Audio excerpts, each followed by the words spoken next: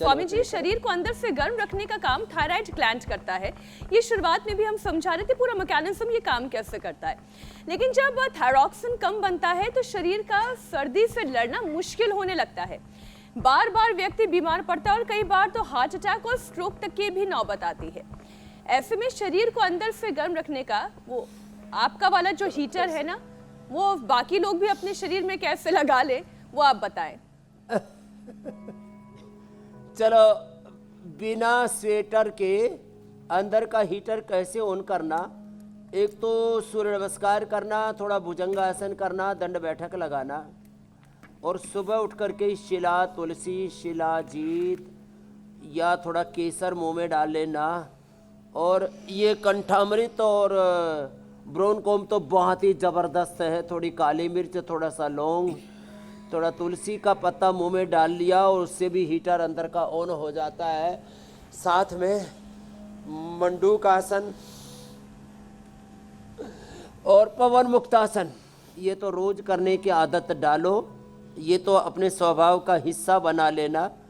और बच्चे बालप्रास और बड़े च्यवनप्राश, और ये गुड़ वाला च्यवनप्राश ये भी हमने दे दिया है सबको। उठते ही 2 गोली थायरोग्लिट की धनिए के पानी के साथ ले लेना। अंदर से गर्माहट आनी शुरू हो जाएगी। मैं कहता हूँ गर्मी अंदर है, शक्ति अंदर है, सुख अंदर है, शांति अंदर है, ज्ञान अंदर है, भगवान अंदर है, सारा ब्रह्मांड अपने ही अंदर है। Everything in yourself, in your soul.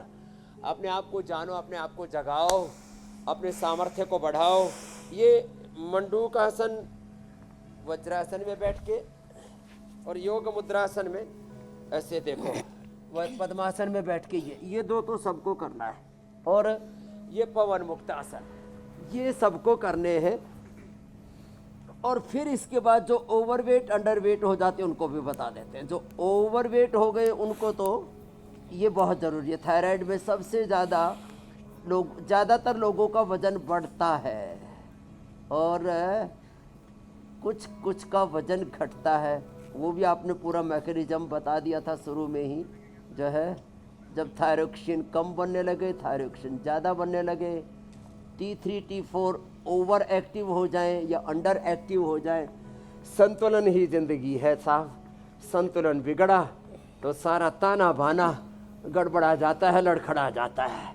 तो एक तो ये तो डेली की प्रैक्टिस में हमने सम्मिलित कर दिया है। अंदर से शक्ति पाने के लिए पुरुषों को अश्वगंधा और महिलाओं को शतावर का प्रयोग हमने बार बार बताया है।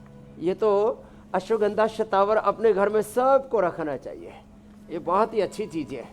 और लंबे लंबे श्वासों के साथ एक तो ये और एक ये, स्वामी जी बहुत सारे लोग कहते हैं दाएं बाएं पूरा सर्दी से घुमा दे। जी मेरे भाई। स्वामी जी बहुत सारे लोग कहते हैं सर्दी से लड़ने के लिए इतनी मेहनत क्या करना है, एक अच्छी सी जैकेट ले लेंगे सर्दी निपट जाएगी। आप सुबह सुबह उठा रहे हैं 4 बजे। स्वामी जी ने सर्दी को निपटा दिया है।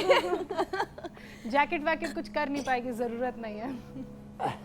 अरे मेरे भाई देखो, पहले इनर, फिर ऊपर से स्वेटर, फिर आपने कहा ना बड़े बड़े कोट, उसके ऊपर जो है फिर शॉल से नहीं काम चला, फिर ओढ़ लिया कंबल, और कंबल के ऊपर रजाई ओढ़ करके भी जड़ाई मर रहे। तो जिनके भीतर की गर्मी खत्म हो गई है ना। हमारे साथ में गुरुकुल में एक पढ़ा करता था महापुरुष, उसका नाम सोमदेव था। वो अब तक भी जाडा मर रहा है। वो 2 रजाई ओढ़ के सोता था, 10-10 किलो की, 20 किलो की रजाई ओढ़ के। और हम आपको सच्ची बोलते हैं, अभी तो हम थोड़ा कंबल ओढ़ने लग गए, उस समय तो हम कंबल भी नहीं ओढ़ते थे। यही जो नीचे एक कपड़ा, एक ऊपर कपड़ा पतला सा कॉटन का, और बस 500 दंड बैठक लगाई और प्राणायाम खींचा और बस मुंह ढक के सो जाते थे चादर के अंदर। बस उससे अंदर इतना हीट आ जाती थी, पसीने आ जाते थे, और सुबह 4 बजे आँख खुलती थी। फिर इसको कहते आदत। तो अपनी आदत सुधार लो, आदत बुरी सुधार ले, बस हो गया भजन, मन की तरंग मार ले, बस हो गया भजन।